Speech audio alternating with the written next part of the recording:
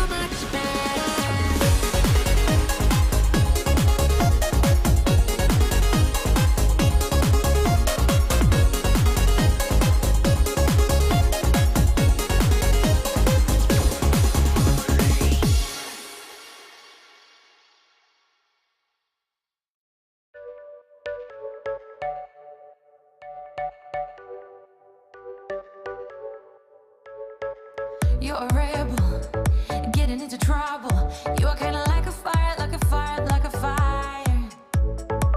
Unpredictable, so original.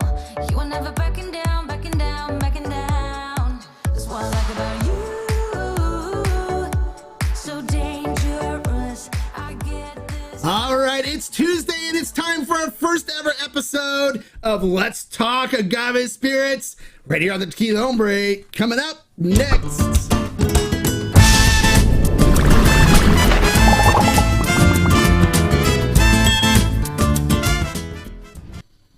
Hello and welcome to this episode of the Tequila Hombre, where today we're kicking off a brand new series called Let's Talk Agave Spirits. And so what we're going to be doing now on Tuesdays is featuring other agave spirits for you guys to get some reviews on, some more information and learn about, so we can do some tastings together and start really exploring other agave spirits that are out there and expanding our experience level and expanding our flavor profiles and expanding what we're used to, right? So we can expand. When we go to the store, we don't just have to look at tequila. We'll know what we're looking at, and we'll know what kind of flavor profile to expect, and we'll really go to Flavor Town. And that's what I really want us to explore more, not just tequila. Let's get into some mezcals and raicillas and all that stuff, right? So today we're going to kind of go over a broad spectrum of things. We're going to kind of talk a little bit about what agave spirits are out there and what the differences are. And probably the number one question that I get from people is, well, what's the difference between tequila and mezcal? So we're going to address that first. All right. But what we're going to do is we're going to kind of go back in history, back to the 1700s. And maybe even we can even go earlier than that if we wanted to, where tequila wasn't called tequila. It was called vino de mezcal. Vino de mezcal means wine of mezcal. So originally when they were making tequila before it was called tequila, everybody called it vino de mezcal. There was vino de mezcal that was made everywhere. So depending on where you were, so like tequila itself was made in the area of Tequila, Mexico. So they called it vino de mezcal de tequila. Okay. So tequila is a mezcal. It's been a mezcal since it was first created, but it's not called mezcal for a reason. And we'll go over that here in just a minute. So I'm going to put up a graphic and we'll kind of go over some differences between the two. And so why don't we do that now, right? Why don't we, so looking at, the information we got here, I said all tequila is mezcal, but not all mezcal is tequila. Okay. And there's a reason for that. And it has to do with the production.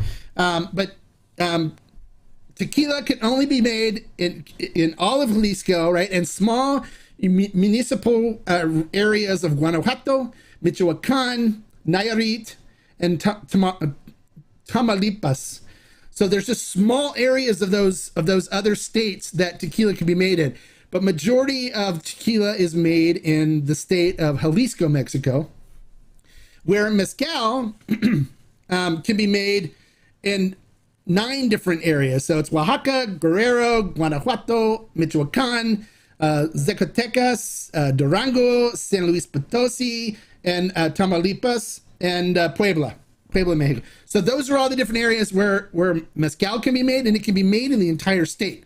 So now one huge difference between the two is that with tequila, you can only use Weber blue agave. That's it. You can't use any other agave but Weber blue agave. But mezcal, you can use, there's like 30 to 50 different type of agave that they can use to make mezcal. So there's actually like only, I think 12 or 15 that are mentioned in the rules. But there's a thing in there that says basically if you can find enough sugar in the agave to make mezcal with it, you can make mezcal with it, which opens it up to so many other different things. And so there's some there's like varietals that you'll see of different agave as well on there. So with tequila, it's mostly industrial. So it's mostly industrial processes, which means they use boilers to make steam. They use machines like roller mills and stuff. Where mezcal, you can do, there's 3 different classifications. There's mezcal, where it doesn't have anything on the bottle. There's artisanal, where it has to follow certain guidelines in order to be classified as artisanal. One of them is artisanal to use copper pot stills. And then ancestral is another one where if it says ancestral on the bottle, it has to be made a certain way in order to fit those guidelines. That has to do with crushing by hand, fibers in the still, clay pot still, and there's some other things and stuff. So when you look for a bottle of mezcal, if it says artisanal, you know it's going to be made a certain way. If it says ancestral, you know it's going to be made a certain way. If it just doesn't say anything on it, it can be industrial, it could be diffuser, it can be anything. Where tequila, they don't really put anything like that on the bottle. It's just however it's made, it's made. They're not as transparent about the processes and how it's made with tequila as they are with mezcal. So with tequila, additives can be used, and you don't have to disclose it on the bottle. They can use up to 4% calming additives. So it's 1% per additive with 4 different additives. And then with mezcal, if you're going to use additives, it has to be listed on the bottle. And I'll show you an example of that, just to give you an example. For example, they put I'm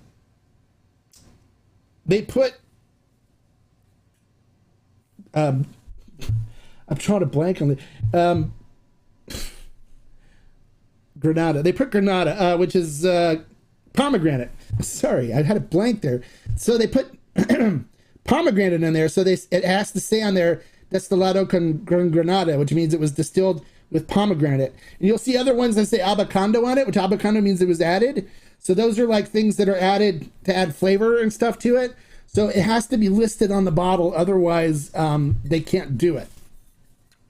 All right, so there's one big difference there. When people say, do they use additives in mezcal? If they do, it has to be listed on the bottle, which one thing I really like about mezcals. And then for the tequila, it's monitored and regulated by the CRT, where with mezcal, it's monitored and regulated by the CRM. So, so those are the big differences between the two of them. As far as processes go, the processes they can go across both ways. Mezcal has a tendency of being more artisanal in their processes, where tequila has a tendency of being more industrial. So what I mean by that is when you look at cookings with tequila, the only time you ever see them use an earthen pit with wood and stuff is if they're doing an ancestral tequila, like at Cascoin, where they normally use hornos, brick ovens, or they use autoclaves where they pump steam in through a boiler. Where with mezcal, they use earthen pits or rock-filled earthen pits, and then what they do is they use wood as a source of energy. So they'll burn wood, create heat, and they cover it with rocks, get those rocks moldering red hot. They use volcanic rock so it holds heat well. And then they cover up and they put agave on top of that. And then they cover the agave with the fibers from previous batches and stuff and mud, and they just get it so it's all packed in and it's like its own self oven, and they'll let it cook for a couple days. So it's different in the cooking processes, and that you find that draws a lot more flavor and stuff out. Some people go, well, it's, mezcal is tequila's smoky cousin. That's not necessarily true. You can find mezcals out there that have no smoke to them at all. You won't taste any smoke. Now, if it's not done right, if it's done sloppy, you can find ones that are really, really smoky, but it's not a good thing when you get a mezcal that's really smoky. It means there's something wrong with the production process. But you can also get mezcals that are cooked in autoclaves and that use diffusers. So you have to be careful on what you look for on the shelf. For me personally, I always look for artisanal or ancestral on the bottle. If it doesn't say that, I normally don't touch it. There's a couple of exceptions. Tosba, I can show you. They use artisanal methods, but they don't list it on the bottle. At least I don't ever remember seeing. Hold on, I can tell you. I'll show you here. Where's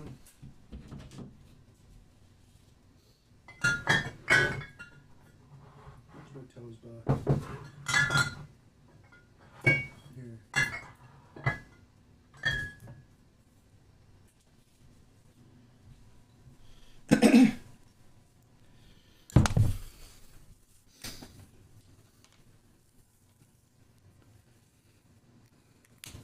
So here's an artisanal one, but they don't put it on the bottle. It doesn't say, I don't see artisanal on it, unless I'm just missing it somewhere. But this is a Tobala. And I don't remember ever seeing anything on here that says, yeah, it doesn't, not that I can readily see. So this is like an exception. This is artisanal. It's still good. But most of the time, if you see a tequila that doesn't say ancestral, or a mezcal that doesn't say ancestral or artisanal on it, I wouldn't touch it. I just leave it on the shelf. Because they can do it with autoclaves and with diffusers as well. So in a scenario like this is actually a mezcal, but it's made with Weber Blue Agave. It's basically the way tequila was made back in the old days. It's exactly the way tequila was made when it was called Vino de Mezcal. Exactly. Same processes, same everything. So this is like the ancestor of tequila. Now, the only reason why tequila got its name is because they eventually came out with a designation of origin, a DO for it, where they wanted to protect the name so other countries couldn't make stuff and call it tequila.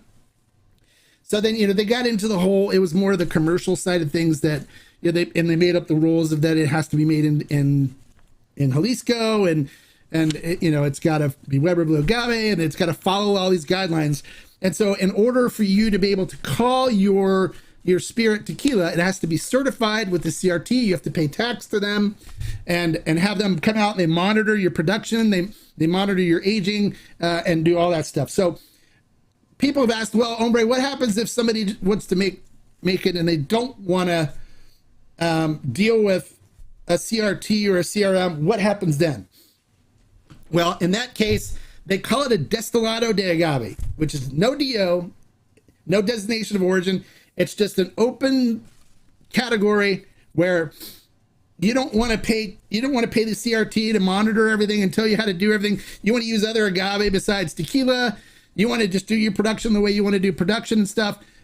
Then you do what's called the Destilado de agave. And so that's what happened with like Caballito Cerrero. They didn't want to deal with the CRT anymore, and they had their issues with the CRT. They're famous for having issues with the CRT. So they just said, forget it. We're not going to register with the CRT, and we're gonna do Destilado. So on their bottles it says Destilado de agave, but it's still tequila by tequila measures. With the one they did a Chato, which isn't Weber Blue Agave, but it's like a cousin. It's an Angustifolia, but that one's more along the lines of a mezcal. But they didn't have to register to call it mezcal or register to call it tequila. They just call it Destilado de agave. All right, so those are two that we covered. Destilado de agaves are basically anything that doesn't want to fit or be registered under tequila or mezcal. There's another category that we're going to talk about now too called Raicilla. Okay, and so Raicilla is basically it's a mezcal basically. Anything that comes from cooked agave is mezcal. Basically, it's a mezcal. And if you ever run around Mexico with all the farmers and stuff, they actually will refer to their agave as mezcalis or mezcal. So it's still a mezcal, but it's just got its own classification and its own regulations, and it doesn't fit under the designation of origin on what a mezcal is, because mezcal cannot be made in Jalisco. So Raicilla is Jalisco moonshine. It's a distillate that was made originally in the mountains or in the coastal regions of Jalisco. You could actually literally drive around in Jalisco in certain areas and buy jugs of this off the side of the road. In the old days, you could buy a jug of it. Just you walk how much they give, because they make it right in their tabernas, which are in their backyards and stuff. So it's made in two different areas of Jalisco, the Western Sierra areas, which is up in the mountains, and then the coastal range area, which is closer to like Puerto Vallarta. The deal was established in 2019. It's very new, okay? But it's highly contested, and there's no enforcement yet, which means there's nobody out there certifying stuff and making sure that it follows the guidelines. there's some contesting things because the way they set the deal up, it actually like cut some manufacturers, some people that are making Raicilla for a long time out of being able to call their distillate Raicilla. So there's been fights and stuff about that. So there's not an agency that regulates Raicilla right now, and it is it's out there. So you can still find Raicillas from different manufacturers out there and stuff, right? But there's nobody out there governing it and monitoring and regulating it right now. So it's they generally use semi-wild agave. And by semi-wild, I mean they basically take the seeds from the agave plants and they plant them, and they let the agave grow on their own. They don't, fertilize them, and they don't water them and stuff. They just plant the seeds and they let them go on their own. So they're wild, but they were planted with seeds. So they just let them go. So that's semi-wild agave. The agave can be as anywhere. I think they're mostly right around 8 years of age, but it can be as high as 15 years on some species and stuff. And in the Western Sierras, the most common agave you see are A. maximiliana and Inia Quidena. The Maximiliana is one I've probably had the most of coming out of the Sierra Raicillas, and it lends itself to be on the really funky side. So if you really like funky stuff, we'll get into some Maximilianas you can try, and you'll see what I mean when we do the reviews on them. In the coastal area, there's A. angustifolia, which is, of course, Espadin, the Espadin family, and then rhodocantha, which rhodocantha is otherwise known as like Mexicano agave. And so those are what you'll see coming from the coastal area in the Raicillas. So, and the distilleries are normally called tabernas there. So you hear, say I'm going to visit the taberna.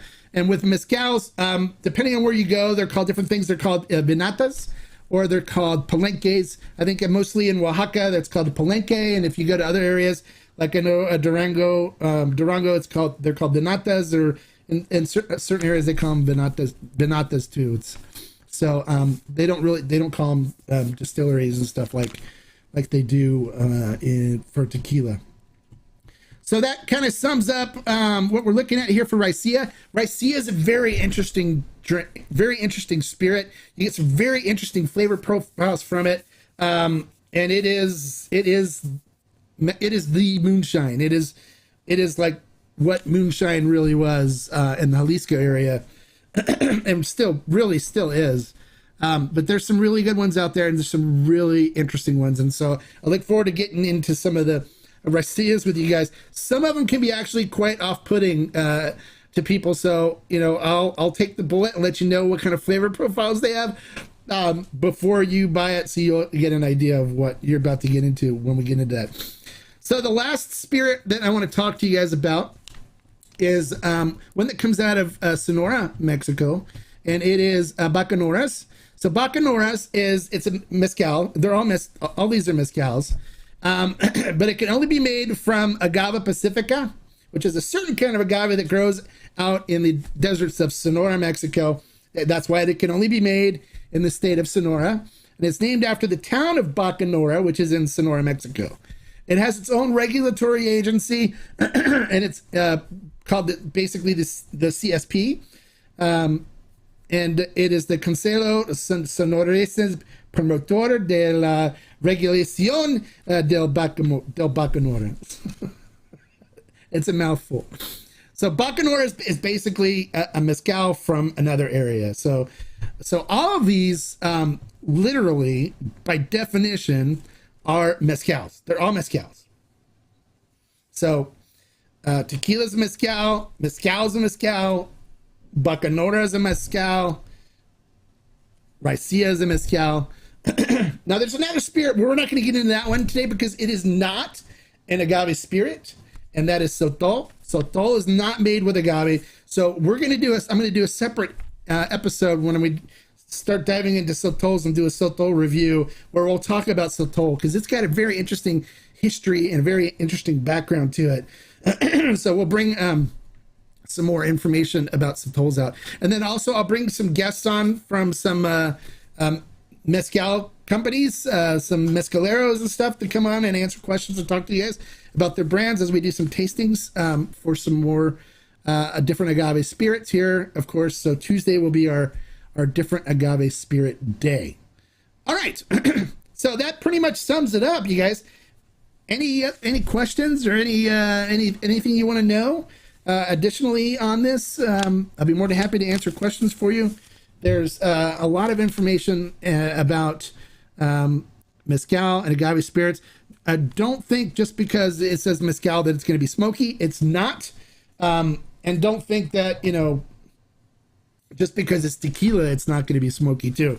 Because everyone's been waiting anxiously for the Sierra de Luz, and this is made exactly like a mezcal is. Earthen pit, exact same way with wood burning and and then hand crushing and all that stuff. So it's all made the same way. So this is gonna have some smoke to it. It's going to have some smoke to it. It's going to be like a mezcal, a little taste of smoke. Not a whole lot. It's barely noticeable. Same with like the Cascawin Ancestral. So this is like an old style granddaddy tequila, basically.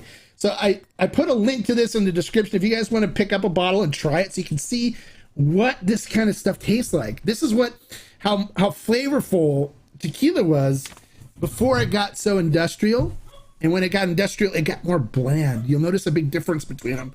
So I put a link in the description. Pick up a bottle and try it. I highly recommend you try it. And this will also kind of give you an idea of what you should expect from Sierra de Luz when that's finally released here. Although Sierra de Luz, I did a review where I did them both together.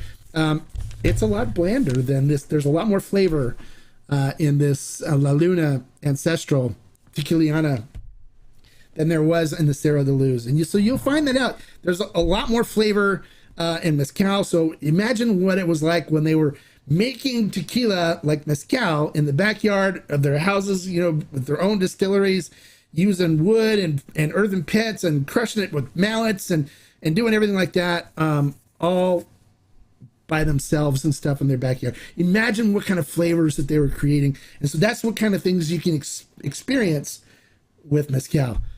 Don't let anybody scare you away. It's not that bad. It can be intimidating, but don't let it get intimidating. Don't let some of the snobby mezcal people chase you away or shame you or anything. Don't let that happen. If that happens to you, let me know, and I'll take care of things for you. You guys need to enjoy these spirits too. You're going to love them just like I do. I started out hating them because I tried the wrong one at first. I was like, no, this is horrible, too much smoke. And then I was lucky to have a really good friend that kind of mentored me and walked me through how to really get into mezcal. And that's what I'm going to do with you guys. Okay. So, the question I have, hey, thank you for the super chat. Acito Fritas, thank you so much. If agave spirit is made out of the country of Mexico, would it be called mezcal too? No, it's not. It cannot be called mezcal. If it's made out of those 9 states in Mexico, it cannot be called mezcal. It has to be made in those 9 states. It has to follow the rules for mezcal in order to be called mezcal. Now, is it by definition mezcal? Yes, it is. But it can't be called mezcal because they protected the word and they set up rules as to what has to happen in order for it to be called mezcal. So it's normally called agave distillate or agave spirit. I can show you here. Hold on 1 second. I'll show you.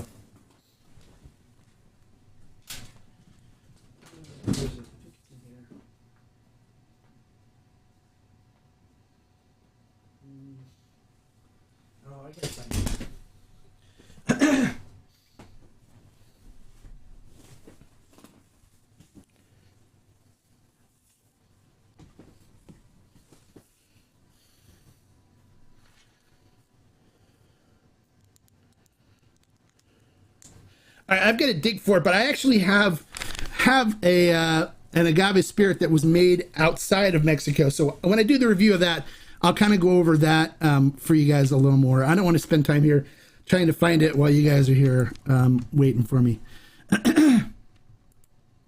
All good information. You're welcome. Thanks for coming and participating. Appreciate it. What Raicilla that's available on fermented still do you recommend to start? Oh, that's I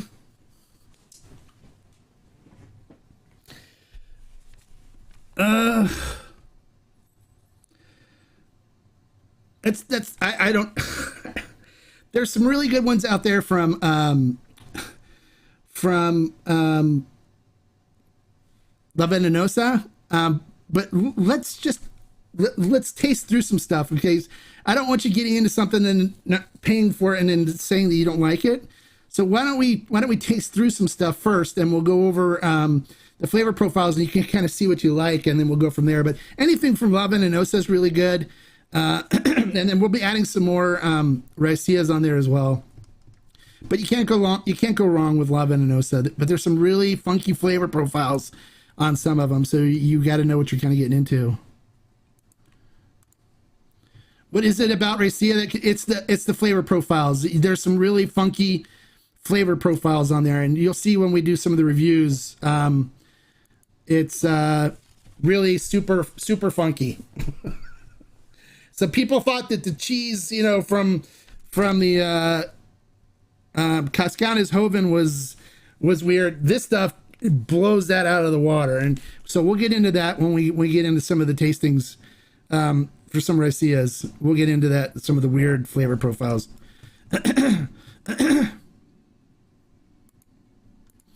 You just got the La Luna Ancestral today. Been sipping on it for the past hour.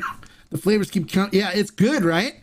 It's so rich in flavor, and it's hard to believe that was made from Weber Blue Agave, from the same agave that tequila comes from. It is amazing. It is amazing, the flavors that come out of that, and it's the same. The only differences are it's grown in Michoacan. It's not grown in Jalisco, but it's the same type of agave. It just really comes out with some really interesting flavors from it. I love it. So I definitely recommend it for those tequila drinkers that want to get into mezcal. Pick up a bottle and try it, and then you can also see what tequila tastes like back when it was Vino de Mezcal de Tequila. All right, but we'll get it top, and then we'll be getting into some more Raicillas and flavor profiles. Like, for example, give you an idea how I describe, like, La Reina was one that I had before. The agave is the Maximiliana, and it tasted like licking the inside of a dirty gym shoe. It smelled like a locker, like a locker that's had sweaty gym clothes and stuff in it for a couple of years, and the clothes hadn't been washed. And then when you drank it, it was very musty and funky, where it was like licking the inside of a dirty, sweaty gym shoe. So I think that kind of sums it up on how some of these can taste. And when I talk about being off-putting, there's some people that when they've smelled and tasted that was like, that's like it's like how some cheeses can be. I mean, basically sum it up. So there's some really interesting flavor profiles, and we'll go over those when we do the tastings of them. And then if it doesn't sound like something you would like, then don't buy it, because some of them can be really weird. All right. So any other questions? Any other comments? Don't forget to give me a like for the information I'm sharing, you guys. Click that like button. If you're not a subscriber, subscribe, and click the notification bell so you know when I come on, when my live streams come on, and then we'll see you more often, so you can get in on the reviews and the information I share. So make sure you click the like button, make sure you subscribe if you're not subscribed, and make sure you click the bell next to it so you get notifications. If you want to join, become a member so you can comment during the videos, make sure you join too, and join our community. We have a great community of people. Our members are fantastic. They get all kinds of other perks and stuff as well. So you pick up funky cheese notes on the Agua del Sol, almost a little musty, but so good. Yeah, it is good. Yeah, I don't pick up mustiness on that. When you try these other ones, Todd, you're going to see what I'm talking about. It is nothing like what you're picking up on the Agua del Sol. Agua del Sol for me is very fruity and sweet, just like a really good Tobasiche should be. I don't pick up any any weird musty or funky notes on it at all, compared to what these other ones will give you. But we all sense different things, which is perfectly fine. I enjoy that Tobasiche because it's Berta, and she just makes amazing stuff, and it's just beautiful fruit flavor profile, and it's just so easy to drink. It's delicious. So, but Berta Vasquez, she's amazing when it comes to doing Tobasiches. But we're going to be doing all kinds of other reviews of different brands, different expressions. It's going to be all different kinds of agave spirits on Tuesday. So get ready for Flavor Town. We're going to go over a bunch of different stuff on them too. And production, I'll have people from the brands here to talk and answer questions for you guys and talk about projects. And then some of me want to do some special projects with us where if we get enough people that are participating in these and are interested in picking up agave spirits, that we will do some special batches and stuff with them as well for the collective. But we got to be able to sell these batches out that we get. So was a bit late to the show. Did you mention how many types of agave species there are? No, I didn't get into that because every day it changes. There's so many different species of agave. It's every day they're discovering new ones. For mezcal, they use somewhere between 30 to 50 typically. And it varies too, depending on whether they find something else. It's like they find another variety that doesn't have a name, and like with the Espadincillo, it's doesn't have a classification for it. It comes out of Michoacan, so there's no exact number of how many different agave species there are. It's infinitesimal, and then the rules basically say that as long as it has enough sugars that you can make mezcal from it, you can use it. So the Tuesdays now become your favorite day. Well, okay, good. Well, you can still participate in the tequila days too, man, because tequila is still a mezcal. There's still stuff to be had and stuff to discover with tequila. Don't give up on tequila and say, I'm just going straight into mezcal. You can still do both. I do both, and I enjoy both a lot. So don't give up on tequila yet. You never know. You could find some interesting things to come. So stay in for both. And it'll be a fun and enjoyable ride for those that want to learn about mezcal and tequila both. All right. So don't forget to click the like button. You guys, come on. We got 35 people out here. Click the like. Give me a like for the information I'm sharing. More importantly, subscribe so you don't miss it when I come on, and click that notification button too, because we're going to be doing lots of stuff. I got 4 days a week, right? 4 is it Monday, Tuesday, Wednesday, Friday, Saturday, 5 days a week of Tequila Hombre content that's going to be posted for you guys. Don't miss out on any of it. I want you to be here so you can ask questions and comment and stuff. We have Q&As on Mondays and Saturdays. So we're gonna have a good time. This is gonna be the new content set up. So we're gonna do a lot of really cool and exciting things. And I want you all to be part of it. And I love that you all coming in and participating. Okay, good. Don't go anywhere. Be involved with the tequila side of things too. We're gonna do it all. So, all right, you guys. Don't forget, click that like button. And like I always say, life is too short to drink bad agave spirits. So hang around and we'll find some really great ones that you guys will thoroughly enjoy. Have a great evening, you guys, and we'll see you tomorrow for our tequila review. And salute. Bye.